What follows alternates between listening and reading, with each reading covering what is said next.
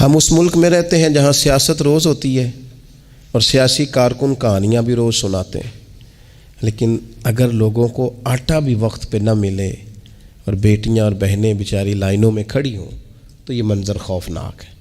میں حکمرانوں سے اب کچھ نہیں کہتا، میں نے چھوڑ دیا ہے۔ کسی کو 4 سال موقع ملا ہے تو کسی کو 4 بار موقع ملا ہے۔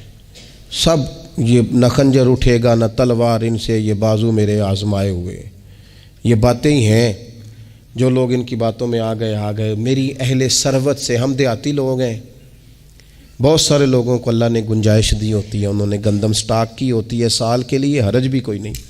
صرف تھوڑی تھوڑی اتنی کوشش کریں کہ اگر پڑوسی کے پاس نہیں ہے نا تو چلو ہمارا بھڑولا بھرا ہے تو انشاءاللہ اللہ بھرا ہی رکھے گا، اس میں کمی نہیں آئے گی۔ تھوڑا سا نا دروازہ کھول دیں اس کے لیے، اپنے ارد گرد کم از کم جو جن لوگوں کو ہم تکلیف میں دیکھ رہے ہیں ان کے لیے تو تھوڑی کوشش کریں۔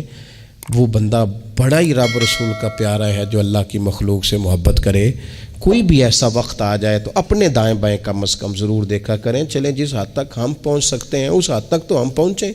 ایک ایک شخص کے آنسو پوچھیں گے تو ایک ایک لب پہ خوشی بھریں گے تو انشاءاللہ تعالیٰ پوری دنیا میں اللہ خوشیاں عطا کرے گا۔